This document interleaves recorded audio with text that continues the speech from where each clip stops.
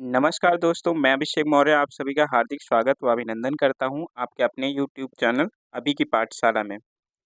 दोस्तों, लोकसभा चुनाव 2024 की जो डेट्स हैं उनकी घोषणा हो चुकी है और चुनाव की घोषणा के साथ ही जो सबसे ज़्यादा चर्चा में चीज़ें आ जाती हैं, वो होता है आपका आचार संहिता।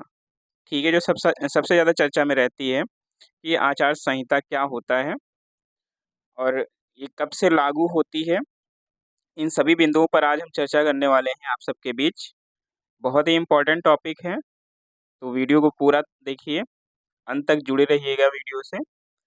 इसमें हम जो मेन टॉपिक्स हैं, उसमें जो आचार संहिता क्या होती है, आचार संहिता क्यों लगाई जाती है और भारतीय निर्वाचन आयोग की इसमें क्या भूमिका है। ठीक है, सारे प्रश्नों के आज हम जवाब इस वीडियो में देंगे। अगर वीडियो अच्छा लगे, तो वीडियो को लाइक और शेयर ज़रूर करिएगा। आइए बढ़ते हैं आगे। तो इस वीडियो में हम क्वेश्चन वाइज डिस्कस करने वाले हैं, जो आपके माइंड में क्वेश्चन पुट अप होते हैं कि आखिर ये क्या होता है। जैसे जो पहला क्वेश्चन है आपका जो माइंड में पुट अप होता है कि वो ये है कि आदर्श आदर्श आचार संहिता क्या है? आखिर क्या होती है आदर्श आचार संहिता? ठीक है, जो चुनाव के वक्त चर्चा में आ जाती है। क्लियर है? तो जानते हैं क्या होती है आदर्श आचार संहिता? तो आदर्श आचार संहिता जो होती है, वो राजनैतिक दलों और अभ्यर्थियों के मार्गदर्शन के लिए निर्धारित किए गए मानकों का एक ऐसा समूह है, ठीक है, जिसे राजनीतिक दलों की सहमति से तैयार किया गया है और उन्होंने उक्त संहिता में सन्निहित सिद्धांतों का पालन करने और साथ ही उनको मानने और उसका अक्षरशः अक्षरशः मतलब एज इट इज अनुपालन करने के लिए सभी ने सहमति दी है। मतलब ये है कि जो आचार संहिता है, वो जो सभी राजनीतिक दल हैं जो चुनाव में भाग लेने वाले हैं, उन्हीं की जो है जो सहमति से एक तैयार किया गया है। इसका संविधान में कोई वर्णन नहीं है। आचार संहिता का अगर देखा जाए तो संविधान में कोई वर्णन नहीं है, लेकिन चुनाव को निष्पक्ष तरीके से भ्रष्टाचार मुक्त और कोई विवाद ना हो, जो है विपक्ष में कोई टकराव ना हो, इसके लिए आचार संहिता लगाई जाती है। इससे क्या होता है कि जो बहुत ज़्यादा जो लोक लुभावने वादे हैं, इन पे रोक लगती है।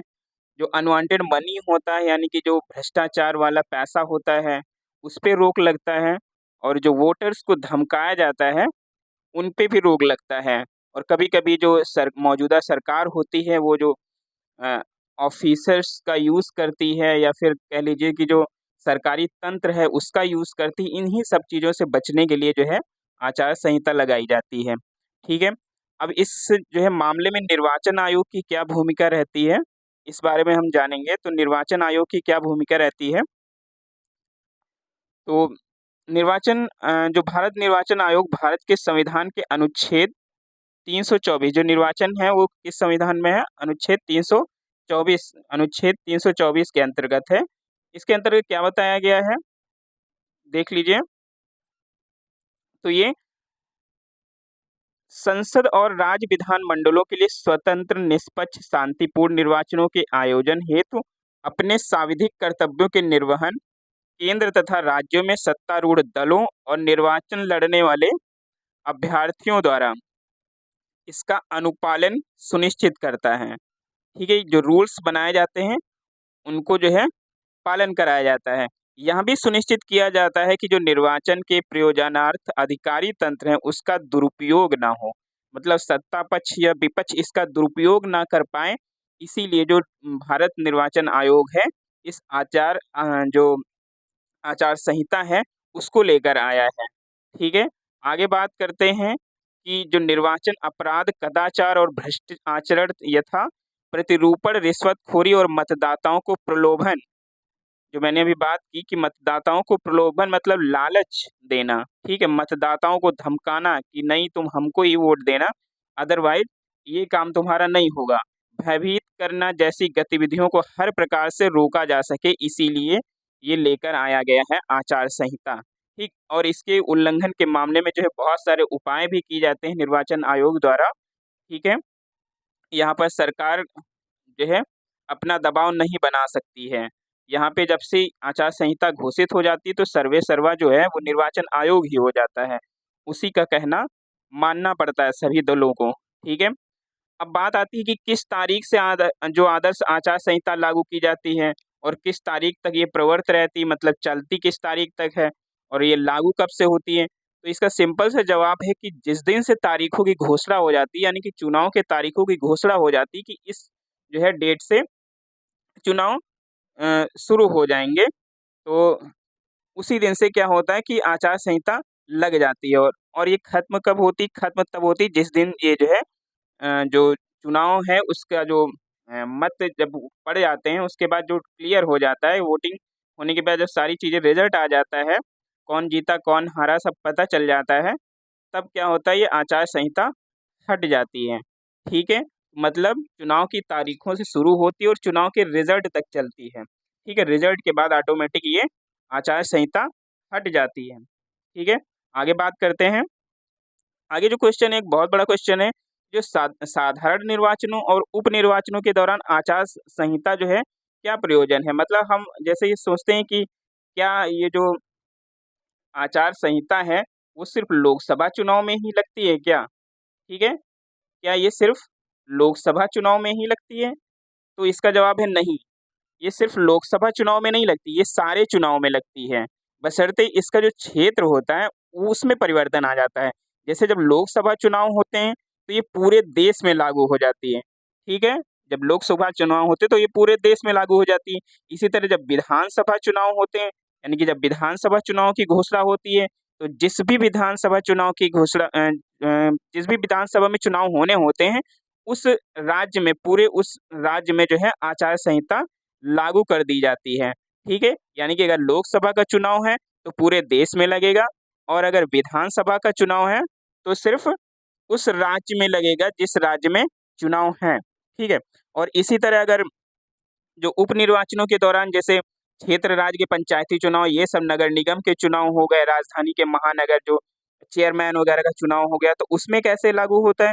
तो उसमें भी आचार संहिता लगती है, ऐसा नहीं कि आचार संहिता उसमें नहीं लगती, लेकिन तब क्या होगा, तब जो है जो पर्टिकुलर जिस राजधानी क्षेत्र में या जिस शहर में, ठीक है, या जिस नगर निगम में चुनाव होता है, उस नगर निगम में जो है लगती है आपकी जो है आचार संहिता, ठीक है? आगे बढ़ते हैं। अगला जो क्वेश्चन है कि विशेषताएँ आखिर आचार संहिता की क्या होती हैं? ठीक, तो विशेषताएँ मतलब यही हुआ कि आखिर इसका इतना प्रचलन क्यों है? इस पे रोक लगाता है, ठीक? किस लिए ये शब्द दिया गया है आचार संहिता? तो मेनली क्या होता है आदर्श आचार संहिता की जो मुख्य विशेषताएँ निर्धारित करती हैं कि जो राजनैतिक दल दलों और निर्वाचन लड़ने वाले अभ्यर्थियों, सत्ताधारी दलों या फिर दल को निर्वाचन प्रक्रिया के दौरान कैसा व्यवहार करना चाहिए, ठीक है? कैसा व्यवहार नेताओं के द्वारा होना चाहिए ये सुनिश्चित करता है, इसीलिए इसको आदर्श आचार संहिता बोला गया है। मतलब उसके आचरण कैसे होने चाहिए, नेताओं के आचरण कैसे होने चाहिए। वो धार्मिक जो है भाषण तो नहीं दे रहा, वो किसी एक जो है पर्टिकुलर धर्म को तो नहीं टारगेट कर रहा है या किसी वोटर को धमका तो नहीं दे रहा है या फिर ऐसी शोभा यात्राएँ कर रहा है जिससे किसी दूसरे धर्म को ठोस पहुँच रही है या फिर निर्वाचन प्रक्रिया को बाधित करने के लिए बैठकें आयोजित कर रहा है या फिर जो मतदान दिवस की जो गतिविधियाँ हैं उसमें जो है वो अड़चन डाल रहा है, ठीक है? इन्हीं सब चीज़ों को सुनिश्चित करने के लिए ही यहाँ पर जो आचार संहिता है, वो लाई गई है, ठीक है? आगे बात करते हैं। अगला जो क्वेश्चन है कि क्या मंत्री लोग जो हैं, जो मंत्री होते हैं, वो क्या आधिकारिक वाहन जो होता है, प्रचार के दौरान उसका इस्तेमाल जो है कर सकते हैं क्या? तो इसका जवाब क्या है? नहीं। इसका जवाब क्या है? नहीं। जो सरकारी वाहन है, उसका उपयोग जो है प्रचार के लिए नहीं कर सकते हैं, ठीक है? जो मंत्री अपने आधिकारिक दौरे को निर्वाचन प्रचार संबंधी कार्यों के दौरान सरकारी तंत्र या फिर कह लीजिए जो कर्मी हैं, ठीक है? जो सरकारी कर्मी हैं, उनको जो है मिला नहीं सकते हैं या फिर जो है उनको नहीं उनका यूज़ नहीं कर सकते हैं आप या फिर कह लीजिए कि आप अपने चुनाव क्षेत्र में जाएँ और सरकारी गाड़ी का यूज़ करें, ठीक है? उसके ज़रिए प्रचार करें, तो आप ऐसा नहीं कर सकते हैं। हालाँकि इसमें जो है प्रधानमंत्री को कुछ जो है शर्तों के साथ छूट दी गई है, ठीक है? इसमें प्रधानमंत्री जी को छूट दी गई है, वो इस्तेमाल कर सकते हैं, लेकिन उसके लिए भी बहुत सारी शर्तें हैं। ये 1999 में जो है एक नियम आया था, उसके तहत जो प्रधानमंत्री को छूट दी गई है इससे। ठीक है, आगे बात करते हैं। क्या सरकारी वाहनों को निर्वाचन प्रचार संबंधी कार्यों के लिए प्रयोग किया जा सकता है? तो नहीं, मैंने जो बता दिया है कि जो विमान हैं, जो सरकारी हेलीकॉप्टर हैं या विमान हैं या फिर गाड़ियाँ हैं, उनका इस्तेमाल जो अ, दल हैं वो या फिर चुनाव लड़ने वाले अभ्यर्थी हैं वो प्रयोग नहीं कर सकते हैं। क्लियर है? जैसे जो सरकारी वाहन होता है, उसका प्रयोग नहीं कर सकते हैं। आगे बात कर लेते हैं। क्या सरकार निर्वाचन जो क्षेत्र है, निर्वाचन कार्य से संबंधित पदाधिकारी को स्थानांतरण और तैनाती कर सकती कि नहीं? यहाँ पे बहुत बड़ी बात जो है आपको जानने को मिलेगी कि यहाँ पर जो सरकार है, यहाँ पे जो कुछ वर्ड्स हैं वो पीडीएफ में कन्वर्ट करते टाइम जो है थोड़ा गड़बड़ हो गए हैं। तो यहाँ पे हम बात कर रहे हैं कि जो सरकार है वो क्या जो है जो अधिकारी हैं, पदाधिकारी हैं, उनका स्थानांतरण एक जगह से दूसरे जगह कर सकती है? तो नहीं। दोस्तों, जब से आचार संहिता लागू हो जाती है तब से सरकार जो है किसी भी अधिकारी का ट्रांसफ़र नहीं कर सकती है। ये बात आपको ध्यान रखना पड़ेगा। इसमें कौन ट्रांसफ़र कर सकता है? विशेष परिस्थितियों में जो निर्वाचन आयोग है, वही स्थानांतरण जो है कर सकता है, या फिर जो निर्वाचन आयोग की अनुमति लेगी सरकार पहले, तभी जो है उसका स्थानांतरण वो कर पाएगी। अदरवाइज़ किसी का भी जो ट्रांसफ़र है वो नहीं कर पाएगी। कह रहा है कि निर्वाचन के आयोजन से प्रत्यक्ष या अप्रत्यक्ष रूप से जुड़े सभी अधिकारियों, पदाधिकारियों के स्थानांतरण और तैनाती पर संपूर्ण प्रतिबंध होगा। यहाँ पे बात ध्यान से देख लीजिए कि संपूर्ण प्रतिबंध होगा मतलब आप जो है किसी भी अधिकारी का ट्रांसफ़र किसी दूसरे जिले में या फिर दूसरे किसी शहर में नहीं कर सकते हैं। अगर किसी अधिकारी का स्थानांतरण बहुत ज़्यादा आवश्यक है, ठीक है, तो आपको क्या करना पड़ेगा कि चुनाव आयोग जो निर्वाचन आयोग है उसकी अनुमति आपको लेनी पड़ेगी। अदरवाइज़ ये आचार संहिता का उल्लंघन माना जाएगा और इसके तहत जो है आपकी जो अभ्यर्थी को जो है चुनाव लड़ने से रोका भी जा सकता है इससे। ठीक है? अगला जो क्वेश्चन है आपके दिमाग में होगा कि क्या कोई केंद्रीय मंत्री या राज्य सरकार का मंत्री निर्वाचनों की अवधि के दौरान किसी आधिकारिक चर्चा के लिए किसी राज्य या निर्वाचन क्षेत्र के निर्वाचन संबंधी अधिकारी को बुला सकता है क्या? यहाँ पे ध्यान देने योग्य बात ये है कि कोई भी जैसे निर्वाचन जो अधिकारी हैं, कोई तो मंत्री अगर चाहे कि किसी आवास पे या किसी होटल पे उनको बुला के हम वार्तालाप करें निर्वाचन अधिकारियों से, तो ऐसा करना संभव नहीं है आचार संहिता लागू होने के बाद। ठीक है? तो कोई भी केंद्रीय हो, चाहे राज्य सरकार का मंत्री हो, वो आधिकारिक चर्चा के लिए किसी भी जो निर्वाचन अधिकारी को है अपने पास नहीं बुला सकता है। ठीक? इसका जो है अपवाद भी है तब है जब अगर विफल हो जाता है किसी कारणवश जो है, जो मंत्री है या मुख्यमंत्री वहाँ का जो कानून व्यवस्था उससे बिगड़ जा रही है, तब वो जो है उस अधिकारी को सुझाव लेने के लिए बुला सकता है, अदरवाइज़ जो है किसी भी अधिकारी को बुलाया नहीं जा सकता है। अगला जो क्वेश्चन है माइंड में आपके होगा कि क्या निर्वाचन के दौरान मंत्री आधिकारिक वाहन के हकदार होंगे? जिसका मैंने जो डिस्कस किया था ऊपर चुनाव प्रचार के लिए, लेकिन यहाँ पे जो बात की जा रही है वो चुनाव प्रचार से नहीं, मतलब ये जो उनको मिलते हैं कार्यालय के लिए वाहन, वो मिलेंगे तब कि नहीं मिलेंगे, इसकी बात हो रही है। ठीक? तो यहाँ पे जो बोला गया है कि मंत्रियों को अपना आधिकारिक वाहन केवल अपने आधिकारिक निवास से अपने कार्यालय तक शासकीय कार्यालयों के लिए ही मिलेगा। ठीक है?